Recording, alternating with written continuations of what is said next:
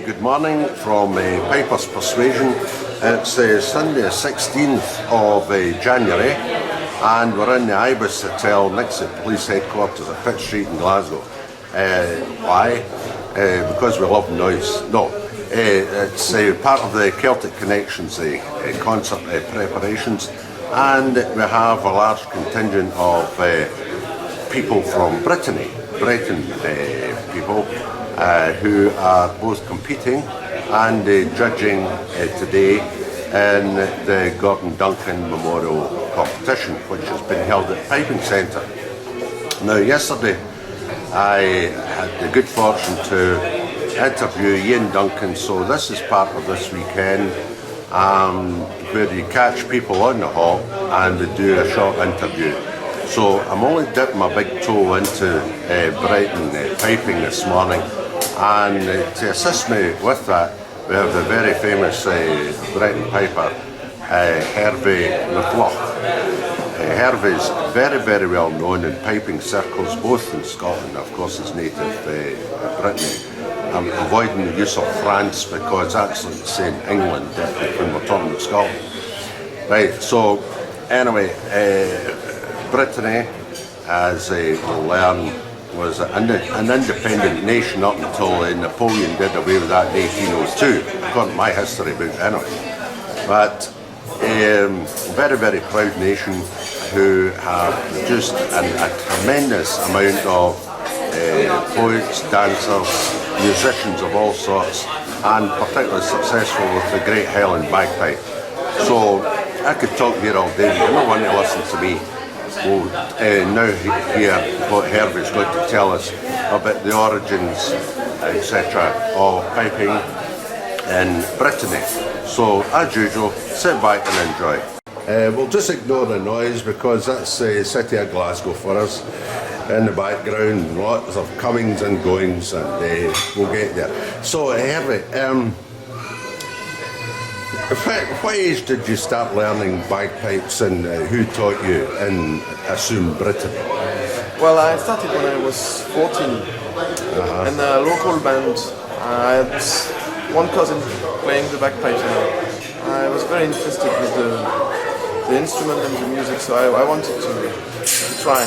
I was immediately very pleased to learn the bagpipe.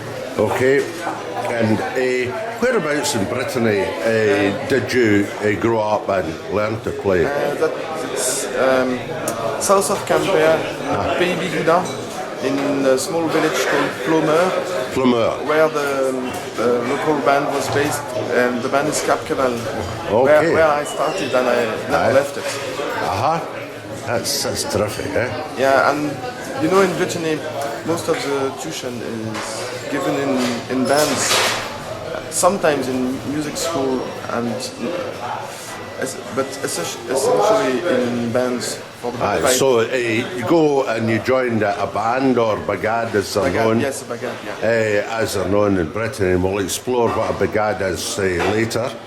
But essentially you've got to go along there as a youngster and you're given tuition. Yes. So who taught you? At that time that was a woman, Françoise Daniel. She was the pay major, the pensionnaire of the band, and she did the lessons for the young pupils. That lasted 1 or 2 years, and after that I went to Jackie Pansett. Hey, Jackie Pansett? Yes. And is he now way up in the north of Brittany somewhere? Yes, at that time he was in Rennes. He's originally from Rennes. So that's a good hour away, maybe 2 hours from Quimper. 2 hours and a half from Quimper, yeah. So I went to him maybe every 2 months or 2 or 3 months. And what did Jackie teach you? Did he teach you the March of Spades and Mules? Yes. The Scottish idiom? Scottish idiom, that's true. Right, and the Pibroch, what about Pibroch? Well, that was maybe the main reason I went to him. Yes. I was really interested with the music, and nobody could really taught me the Pibroch where I was. And so that part, I knew that Jackie was the... So he'd studied in Scotland and he had the knowledge and you wished to get this beaver from. He had tuition with the Bobs of Balmoral. Yes. Like Patrick Moore. So what was your first beaver, can you remember? Yes, it was the finger lock. The finger lock? Yeah, that's not played very often now, is it? I think Jackie took that tune because like a sort of exercise to learn them different type of variations and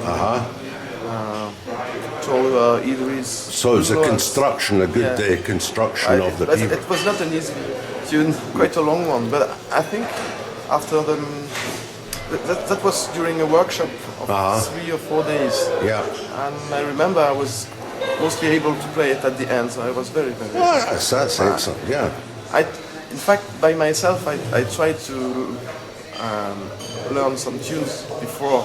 I had absolutely no knowledge. No, it's very, very difficult. It was not very good. So. Did you have recordings, sound recordings of anybody playing?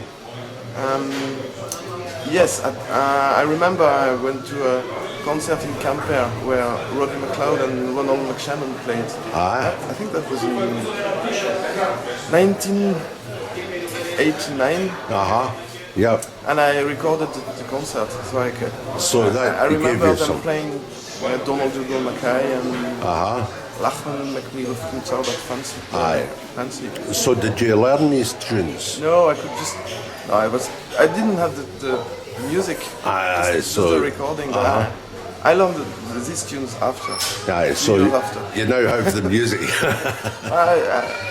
I loved them. So.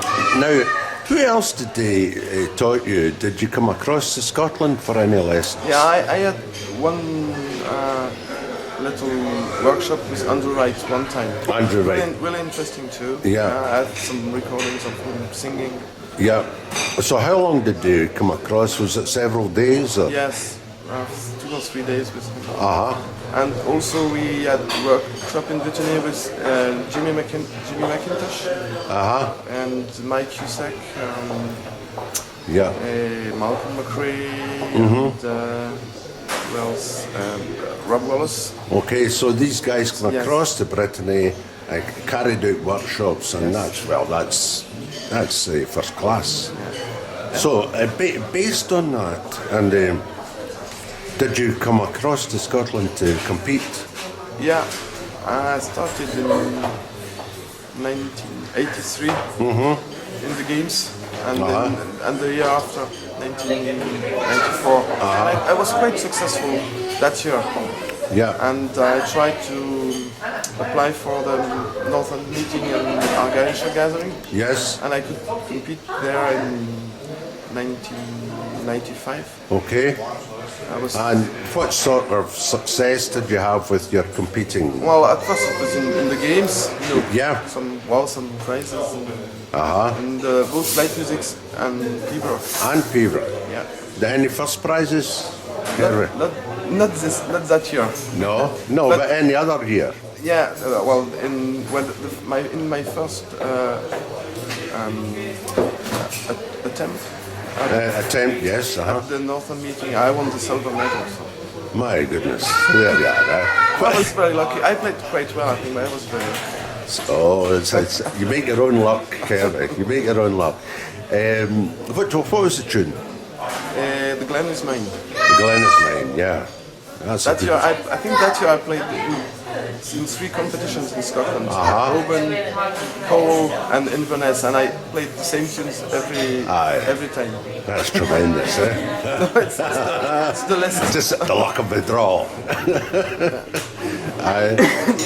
That's excellent. So you had a good time with the solo piping, and you were still involved back in Brittany with the brigade, the Cap Cabal? Yes, yeah. And how did that evolve? Can you tell me about the brigade? When I explain probably what a brigade is, so the people all over the world viewing this could understand where we're coming from. Well, brigades were created after the Second World War. A period of revival for the Breton music.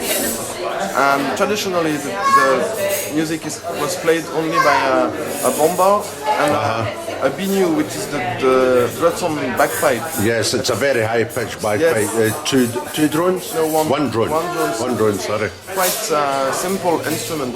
Yeah. This is the traditional bagpipe of Brittany. Yeah, and what key is that in? It used to be Does that vary? in B flat, well, like, Yes. and sometimes lower, and sometimes upper, but it's not very often. But it's very, very high octave, Yes. isn't it? Well, the bombard is mostly like the pipe chanter. Aye, aye. The biniou So is it's- one octave. The biniou has got a small bag. The bombard looks, all external appearances like a clarinet. Well, it's in small- between a pipe chanter and a clarinet. Like a small oboe. A small oboe. Yeah. Right, okay. It's a double reed. Right. Double blade. Yes, okay. Excellent. And that comes in various forms as well, the bombard. Depending on the octave and the key and what have you, eh? Right. And typically, I counted once it's 17 bombard players, 11 bagpipe players, and a typical bagad. Well, there is no rules. No, there's no rules, but You know, there is more. I know that you've got a bigger predominance in the Cap Caval of pipers. We're similar core, bombards and pipers. But you know, in Brittany there is a little bit more people trying to learn bombards and bagpipes. That's the main reason there is more bombards than bagpipes in bagades. But I think, yes, for our band we have similar core. Yeah, and then you have drum corps, which would maybe be about 6 side drummers. Well, it depends. In grade 1 from 6 to 12. Okay, and the bass section, of course, with tenor drums. But I know that you do something different in Cap Caval with your bass. Yes. Maybe you could not only Cap Caval, but as the music is very different from the Scottish ideas, we try to do some effects with the bass by playing different Intonations. basses. Yes. Different basses. So Doing notes. typically on a high stage behind the band, you have maybe 6 bass skins tensioned up, and they're all different sort of tones. So that's the basis of your band, but you also have other instruments playing with you. Occasionally a saxophone, an accordion. Yeah, not accordion, saxophones or guitars or basses. That's for concerts or shows. Yes. A singer sometimes. Also. Aye. Well, I've seen in Le Concours des Bagades at Brest, the first grade competition held at the end of February, one of the big competitions. Other bagades have perhaps an interlude with some dancers, an interlude with some singers, singing Breton songs, an interlude indeed with an accordionist. But it just depends, because it's such a free-flowing exhibition of music. Oh, but it's run under very strict rules. You can have dancers, but it's not really often having dancers, but it's for a very short period. So in the competition, what are the strict rules then, without going into just skim over, what do you mean by strict rules? What's the composition of the competition piece that you've got to submit? We need a minimum of 5 pipes, 5 bombards and 2 sides. Type of music?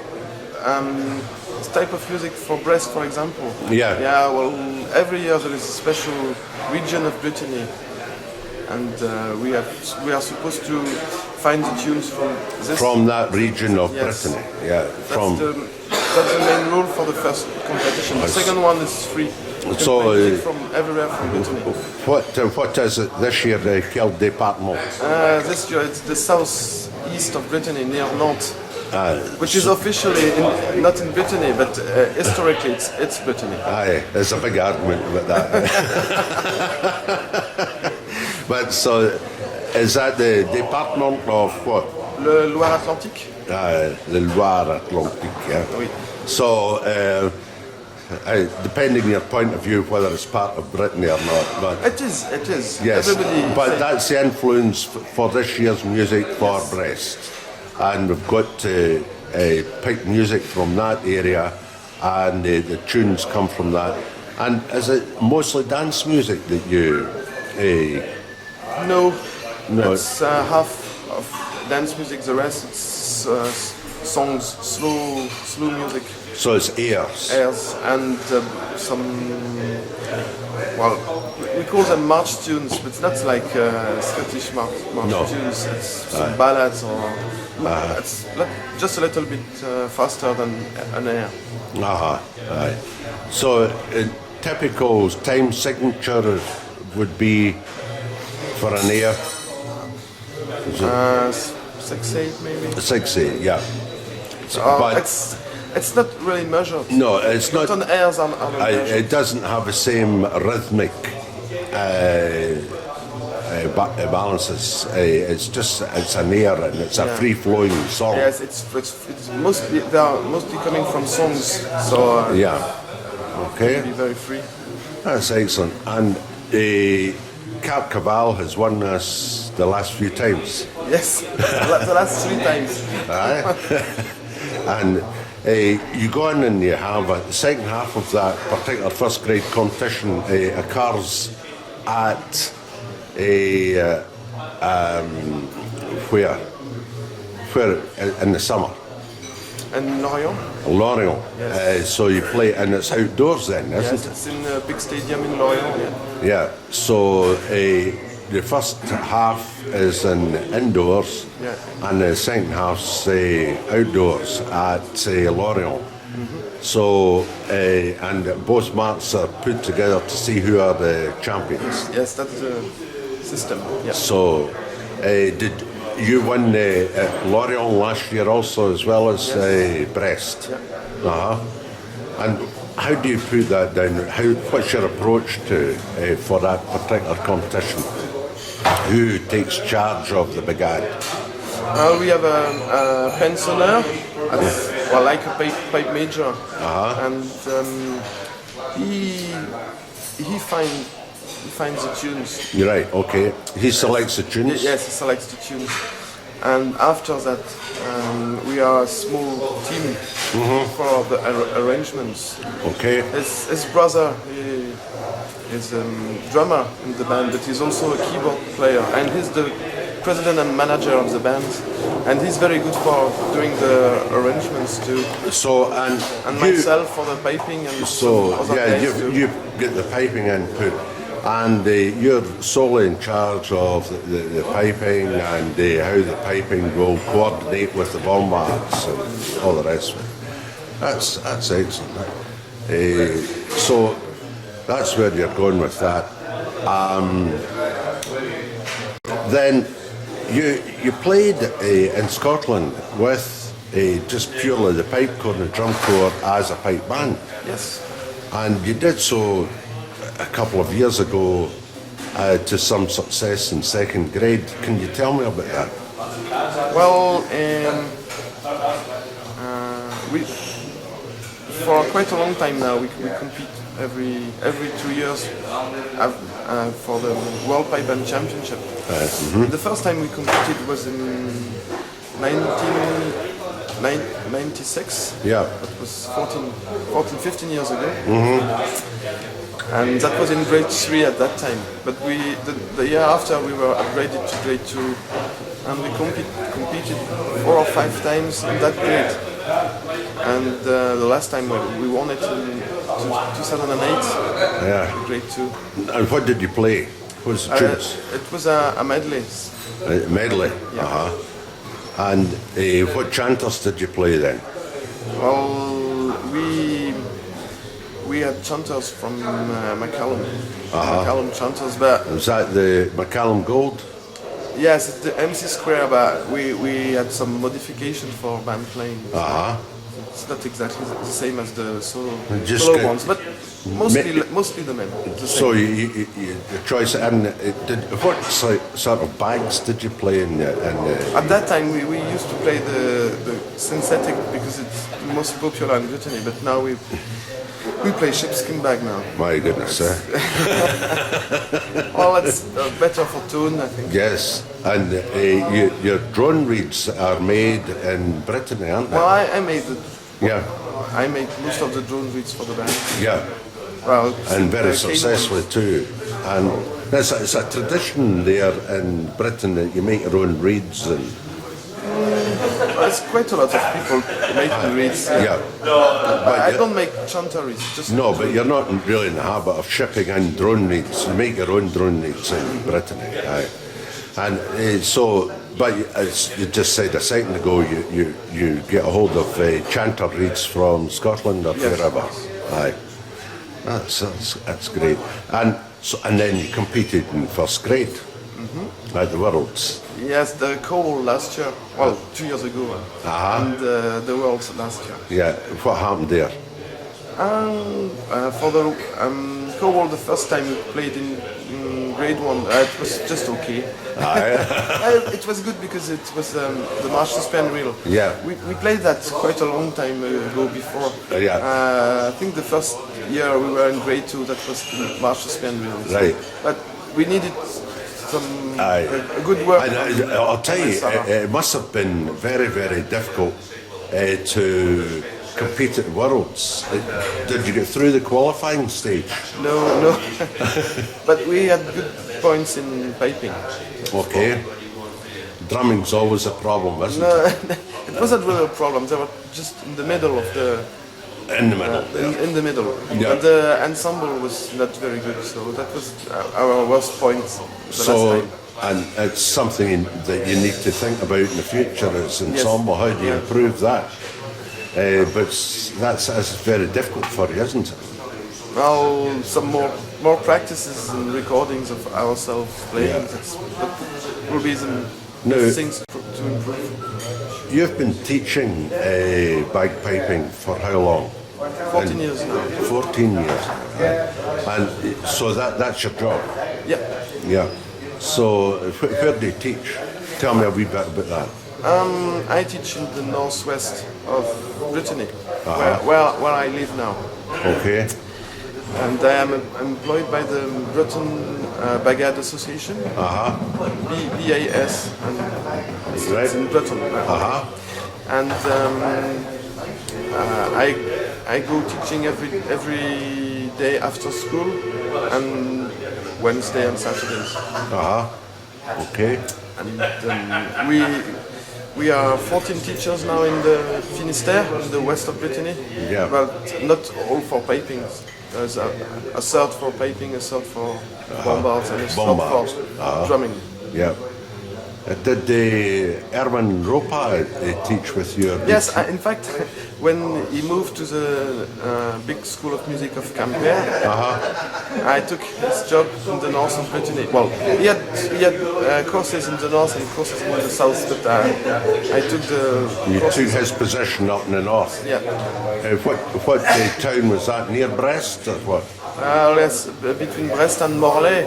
Well, you have to know British there. It's the north. Okay.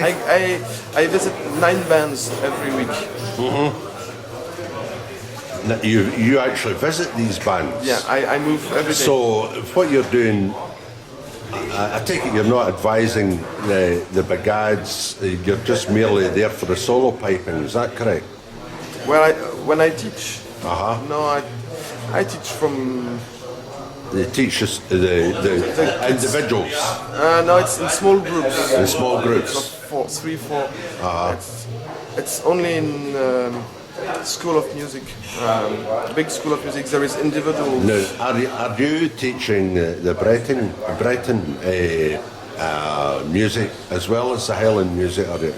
Yes, I everything. Yeah. Sometimes I have to teach the tunes of the band for the players. And sometimes there are enough good to learn the tunes by hours. Aye. So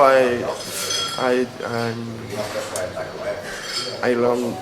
I teach Scottish music, Pipers'Persuasion, Manchester and Real. So do you do that second after you teach the beginner? Do you teach the beginner the Breton music and the Yes. pipes first, and then you progress Yes. from there through to the Scottish music? That's the main way to do it. How do you find teaching likes of March of Spain Real? You quite comfortable with all that? Yes. Well, it's not really easy to play, and of course, it's Of not course, really easy and to teach, but yeah, especially if. Well, I'm trying to correct myself. I'm halfway through a question in my head here. I was going to say the youngsters don't get maybe hear the experience of listening to Scottish music, and they don't understand the idiom. But I'm going to correct myself. I've taught for years. And half the guys that I teach don't understand the Scottish idiom either because they don't listen to it, you know. So I think it's a common problem that we've really got to get people to go away home and listen to Scottish music, even if it's accordion music, or, you know, and just what they're trying to achieve in the back of their head, and you know, ways of expressing the music rather than just a collection of notes to be followed in a book. It's difficult. yes, it is. But you know, now with the internet, the pupils can easily find recording Of course I can. or videos of Yes. solo players. So I think the pupils are very interested with learning the Scottish music they can find. Did they use Don MacLeod's a collection of Pibroch and the discs? Sometimes, yeah. And, also the masters of Pipers'Persuasion from Brown and Nick, Brown and Nickel, yes. and other players. Not only. No, it's essential that you get as wide a divergence as possible. So, Herve, who have you taught? I know who you've taught, but I'd like you to tell me that of some significance. We've got Sylvain. You want names? Aye, well, we've got Sylvain Hamon. Sylvain had a year with another teacher before, when he was. But after a year, he went to me. Yeah. Sylvain and Xavier, or Alexis Meunier. Alexis Meunier. And Xavier. Xavier. had first learned with Erwan Ropas, and when he moved to Quimper, to the School of Music, when I took his lessons, So it was quite more plus facile. It's easier for him to come to you and all. Yeah. So you've been very, very successful, and to my hearing, any time I've been to Brittany, which is fairly frequently, I've never heard any youngster playing bagpipes and playing them badly. They're all extremely well taught. So you must have a great emphasis on technique when you're teaching. Yes, yeah. Well, you know, bagpipe it's not a very easy instrument. No. But it has to be played correctly. Yes. That's like every instrument. Yeah. I think. But it's most impressive that you have that basis, that very exact basis of teaching, and therefore you're bringing up people playing the instrument to a very, very high standard. Yeah. But I think it's the same here in Scotland. It is now. I listened to National Youth Orchestra yesterday in concert, and it blew my mind away because a very, very high standard of tradition there also, and everybody's to be complimented on that. And tell me about the number of brigades in Brittany. People sitting out there in South America, Australia, maybe say, there'll be 2 or 3 folk playing bagpipes in Brittany. What sort of numbers are we talking about? It's about 100 bands in Britain now. My God. Aye, and all of a reasonable standard. No. No. No, there was from grade 5 to grade 1. There was 5 grades in So, Brittany. So. how many are a reasonable standard? The first and second grade and that sort of thing? There was 15 in grade 1, 2, and 3. And around 20 in grade 4 and 35 in grade 5. Okay, right. So, but very, very keen, and I still maintain a very high standard as well. And, well, have you got anything else you'd like to tell me about your piping career? Have you got anything else you'd like to share with us? No, that's fine. Okay. Herve, just to let you people know out there, Herve is judging the Gordon Duncan Memorial Competition today. And I think we'll just finish up. Could you tell us the format of this competition again? Well, I think it's like it's a sort of copy of what exists in Brittany for quite a long time now in Lorient. There is 3 different music to play. Scottish music, it's Marshall's piano, Breton selection, and an Irish selection. And the Breton selection, how long does that last? About 10 minutes? No, it's not supposed to be so long. Between 5 and 7 minutes. And the Irish? Same. Roughly the same, yeah. So, and lots of tuning in between. We expect not too much. But we've got 2 judges in each discipline. Yeah. 2 Scottish judges, 2 Breton judges, yourself and Patrick Mollard. And 2 judges for the Irish section. And it's a very, very interesting competition. As you say, it was Gordon Duncan was successful there in Brittany, and is borrowed from the Breton tradition at Lorient, the Macallan competition. So I wish you every success, and I'm sorry it's so short a dip into Breton piping, but perhaps gives the listener a wee bit more to learn about what's happening over there in Britain. So, thanks. Thank you, Alan. Bonjour.